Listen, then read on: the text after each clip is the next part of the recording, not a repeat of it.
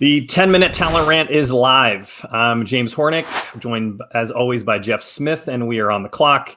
The 10-minute talent rant is our ongoing series where we break down things that are broken in the talent acquisition hiring space and maybe even pitch a solution or two. Jeff, this week's topic is recruiting an HR function or a business function.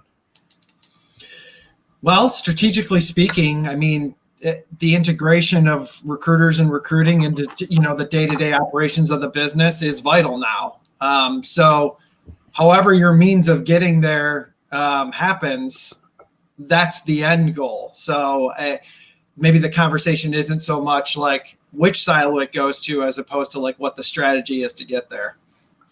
Yeah, I think that the reason why I want to talk about this topic is we harp, and I think one of the biggest conversations in this entire space is candidate experience.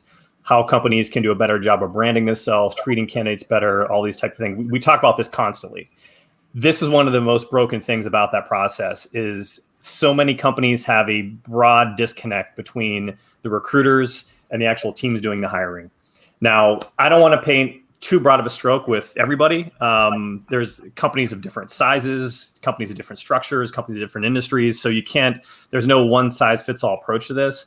But there's a lot of organizations where the recruiters maybe barely ever see the team. They might be in a different location. They might get notified there's an opening for an ATS system and they're asked just to work on it without any real interaction. So if you're a candidate out there, what this a lot of times looks like when this is done poorly is, you talk to a recruiter internally who may not really know what the role's about.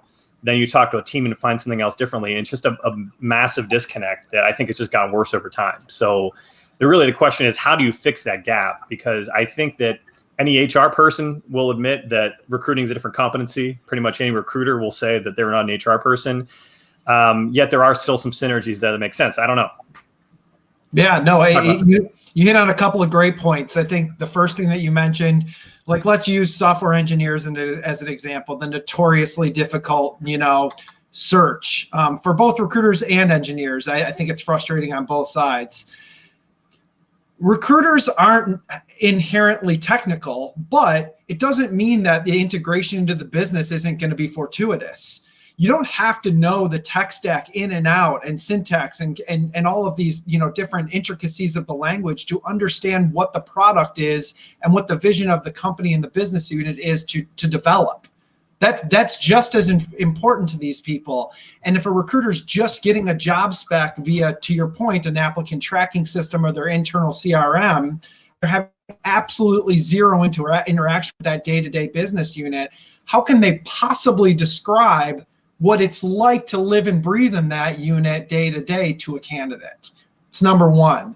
Number two, I think that from a spatial perspective, we've talked a lot about like if recruiting sits in HR, like HR, you just said HR and recruiters, from a competency perspective don't mesh. Why would you put sourcing, interviewing, and strategy lumped in with compensation, benefits, total rewards, employment relations? Like that's a lot for one person to handle, let alone the confidentiality of having recruiters like us pace around all day talking to candidates in a more quiet space that HR traditionally is.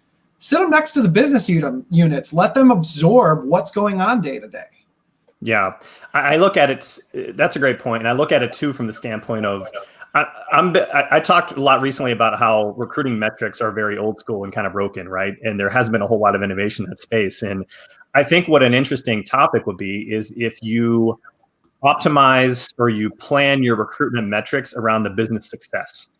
So part of how recruiting success is actually measured is did the business benefit from it with these hiring plans? Because when you do that, when you take it away from the old school metrics of just generation of how many candidates you talk to and getting people in process and what your time to fill is, and put it more from the standpoint of like, okay, how did the business end up doing it? You fundamentally have a rethink of how recruiters have to go about their job that I think makes a lot more sense, would be more intellectually challenging. But, first off, they have to better understand the business outcome. You know what I mean? It's not just finding like keywords. You have to actually understand, okay, what are we trying to accomplish here? What are the people that will help us do that and not do that? And then it's a better way. Then they're instantly going to be better at level setting with candidates. They're going to have to be better at their job in terms of actually getting And it's not a realistic thing you can do if it's always just a straight dotted line connection, or if they're just seated far away. You know what I mean? In order to realistically be fair to the recruiter, you have to have them pretty well integrated. That's why I definitely, I don't know that there needs to be, I will not say there needs to be a divorce between kind of the recruitment and the HR functions, but I think there has to be a closer marriage no matter what, and more progressive organizations between the recruiters and the business side. Anyway. I think when you posted this, there was a quick dialogue with our friend Asfa, and she brought up a great point that I thought was important. I don't think either of us are espousing to what you just said, that this gets, somehow ripped out of the sphere of influence of HR. What recruiters are at their core is the glue between not only HR and business, but really a lot of different places in the organization. They get to interact and talk with everyone. And so why not harness that skill? Again, this gets into, under recruiting for actual recruiters, like not getting folks who are experienced and haven't had a breadth of visibility to larger business strategies, et cetera, et cetera. Like a lot of people in recruiting seats just aren't ready for the types of interactions that they're going to have to get to actually provide value to get those business outcomes. Yeah, I think that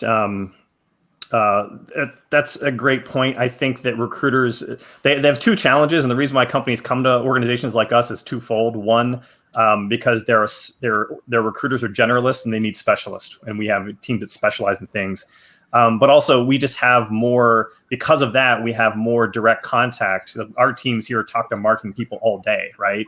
Whereas if you have more, and I don't know that in certain size organizations they might be big enough for it to truly pull that off. But I think even still, just the more kind of direct contact they can have, the closer they are to being a little more self-sufficient in some areas. But anyway, why don't we talk about? You brought up a good point, and I don't want to miss it because I don't want to forget. Is all comes back to it. The onus is on everybody to work together on a great job description too, so that even when the recruiter does a great job, if I did a great job on a rubbish job description, it doesn't affect the business outcome in any way, shape, or form. And that all comes back to like the role of the recruiter to integrate seamlessly into the business.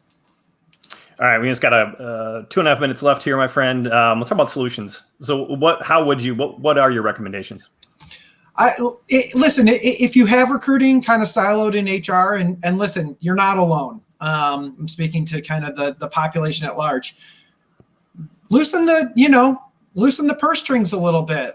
Give them a little bit more freedom, and by them I mean the recruiters to absorb a little bit more of that business expertise. Let them do and participate in operational one-on-ones and finance one-on-ones. I mean, all of that cross-functional knowledge is really, really key for recruiters to like tell the story to candidates. Like that's the main goal. Like what are we selling to the candidate and how does that candidate experience feel?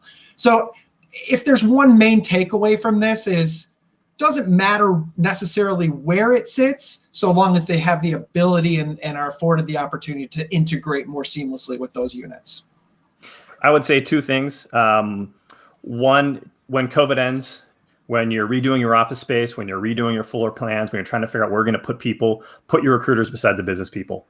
I think inherently when they're right there, when they're beside them all day, when they're beside the people they're supporting, you have to end that environment where hiring managers make a requirement, give it to recruiters, and never talk to them again. Make that impossible to happen.